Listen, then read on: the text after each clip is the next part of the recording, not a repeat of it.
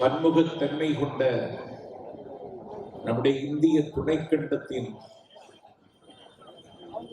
ஒரு பேரபாயம் சூழ்ந்திருக்கிறது. இந்தியாவை மீட்பதற்கான குருஷேத்திரம் இந்த யுத்தம். ஒரு 10 ஆண்டு காலத்தில் இந்த நாட்டின் கோபுரம் பெருமையை குட்டிச்சுவராக்கி இருக்கிறார் நரேந்திர மோடி. எல்லா தரப்பு மக்களினுடைய கனவிலும் கல்லறைந்து இந்தியா இன்றைக்கு வாழ தகுதியற்ற நாடாக, ஆழத்தகுதியற்ற மோடி இன்றைக்கு நிரூபித்திருக்கிறார். இந்த 10 ஆண்டு காலத்தில் மோடி இதுவரைக்கும் பத்திரிகையாளர்களை சந்தித்ததில்லை. பாராளுமன்றத்திற்கு ஹவுஸ் என்றுதான் பெயர். அவர் நாடாளுமன்றத்திற்கு வருவதில்லை.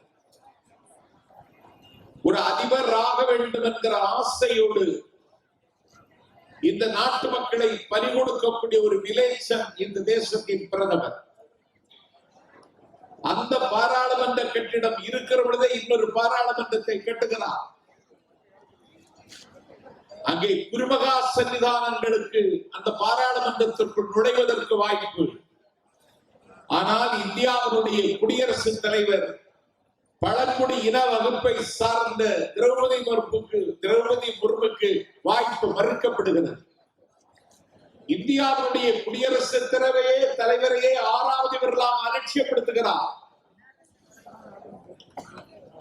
ராமர் கோவில் பிரதிஷ்டை என்கிற பெயரால் ஒரு வெறுப்பரசியலை விதைக்கின்ற நாடாளுமன்றத்தின் பிரதமர் அந்த ராமர் பிரதிஷ்டை விழாவிற்கு குடியரசுத் தலைவரை திட்டமிட்டு புறக்கணிக்கிறார். எங்கள் தமிழ்நாட்டை திட்டமிட்டவர் பிழைவாங்குகிறார். தமிழ் மொழியின் மீதும் இந்த இனத்தின் மீதும் அவருக்கு ஏதோ ஒரு வகையில் ஒரு கருப்பும் வெறுப்பும் இருப்பதை என்னால் உணர்ந்து கொள்ள முடிகிறது.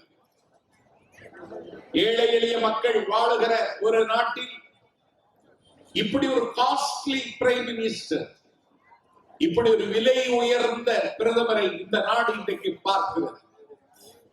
ஒரு 11 ஆண்டு காலம் இந்தியாவின் விடுதலைக்காக நைனிட்டால் சிறையில் தவம் இருந்த நேருவின் மீது கல்லறிகிறார். கனவுகள் காணுகிற கால்சட்டை பருவத்தில் இருந்து கண்ணை மூடுகிற காலம் வரை களத்தில் நின்ற காவிய கலைஞரை மீது இன்றைக்கு கல்லறிகிறார். கலைஞரை விமர்சிக்க கூடாது என்றோ, நேருவை கேள்வி கேட்க கூடாது என்றோ நாட்டில் சொல்லவில்லை. ஆனால் இந்த மண்ணில் ஒரு நாகரிகம் அனுஷ்டிக்கப்பட்டு வந்திருக்கிறது.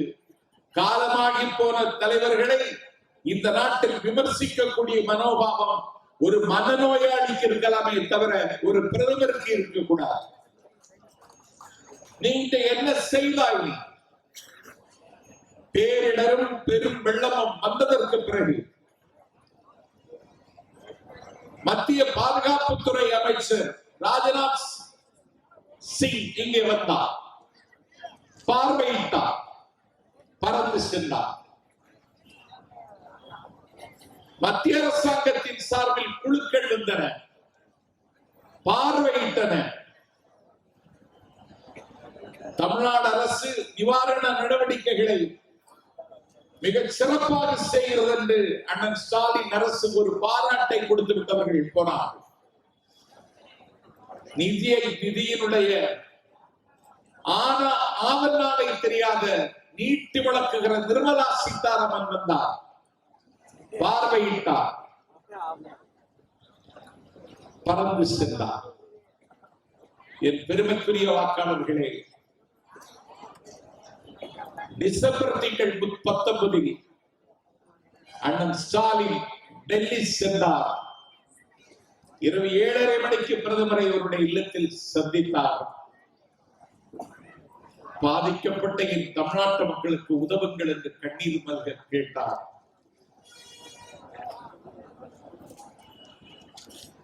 திராவிட முன்னேற்ற கழகத்தின் நாடாளுமன்ற குழு தலைவர் அண்ணன் டி.ஆர். பாலு தன்னுடைய உயரத்தை மறந்து கனிமொழி போன்ற நாடாளுமன்ற உறுப்பினர்களை அழைத்துக் கொண்டு எல்லா அதிகாரங்களையும் தனதாக்கிக் கொள்ள துடிக்கின்ற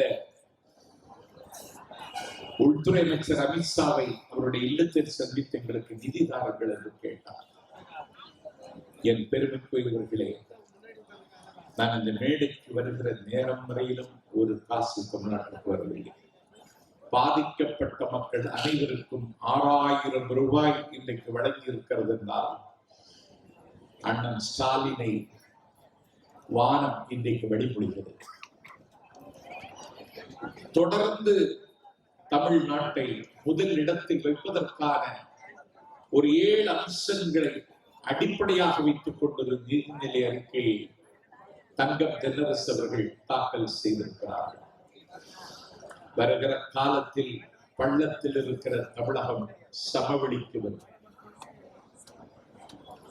இருட்டில் இருக்கிற மக்கள் வெளிச்சத்திற்கு வருவார்கள். பழமையின் மடியில் இருக்கிற மக்கள் புதுமை உலகத்தில் சஞ்சரிப்பார்கள். அப்படி ஒரு நம்பிக்கையை இந்த நிதிநிலை அறிக்கை தந்திருக்கிறது. இன்னைக்கு ஜனநாயகமே இல்லை. Today grave threats to democracy. ஜனநாயகத்தின் எல்லா அம்சங்களும் ஊறுகாய் பானைக்குள் போடப்பட்டு விட்டது. இந்த பூனைக்கு யார் மணி விட்டுவது? இந்திய அரசியலில் எல்லோரும் யோசிக்கிறார். இந்தியா கூட்டணிக்கு அகரம் எழுதியவர் அன்னை தமிழகத்தின் முதலமைச்சர் அண்ணன் ஸ்டாலின். இடதுசாரிகளையும் காங்கிரஸையும் இன்னைக்கு ஒரே நேர்கோட்டில் அவர் சந்திக்க வைத்தார். முரண்பட்டு நின்ற ஆம் ஆத்மி காங்கிரஸ் இன்றைக்கு உடன்பாடு வைத்துக் கொண்டு விட்டது. பிரதமர் நாற்காலிகளை உற்பத்தி செய்து தரக்கூடிய உத்தரப்பிரதேசத்தில் அகிலேஷ் யாதவ் காங்கிரஸ் கட்சியோடு இன்றைக்கு உடன்பாடு செய்து விட்டார். இந்தியா கூட்டணி நாளைக்கு வெல்லுமானால் அந்த வெல்லுவதற்கு வித்தாக இருந்தவன், விதையாக விழுந்தவன் திமுகவின் தலைவர் மு.க. ஸ்டாலின் என்று உலகம் எங்கள் தலைவரை ஒப்புக்கொள்ளும். அவருக்கு இன்றைக்கு பிறந்தார். ஒரு வல்லாதிக்கத்தின் வீழ்ச்சி 65 பொழுதுகளில் அண்ணாவின் சென்னாவில் இருந்தது. இந்தியாவை தகர்த்து தரைமட்டமாக்கி குட்டிச்சுவராக்கிய விலைச்சத்தனமான சர்வாதிகாரி பாசிஸ்ட் மோடி வீழ்ச்சி ஸ்டாலின் கையில் இருக்கிறது என்பதை நாளைக்கு பேசி 40 லட்சம் யூதர்களை கொன்று முடித்த கொலைகாரர் ஹிட்லரினுடைய வீழ்ச்சியை அன்றைக்கு ஸ்டாலின் தான் தீர்மானித்தான். இந்தியாவின் பிரதமர் ஹிட்லர் தான். இந்த ஹிட்லரின் வீழ்ச்சியும் எங்கள் ஸ்டாலின் தான் தீர்மானிப்பான். பாதகம் செய்பவரை கண்டால் நாம் பயங்கொள்ளலாகாது பாப்பா. மோதி மிதித்து விடு பாப்பா, அவர் முகத்தில் உமிழ்ந்து விடு பாப்பா. அண்மை செய்திகளை உடனுக்குடன் தெரிந்து கொள்ள இணைந்திருங்கள் இயம்நாடு தொலைக்காட்சியுடன்.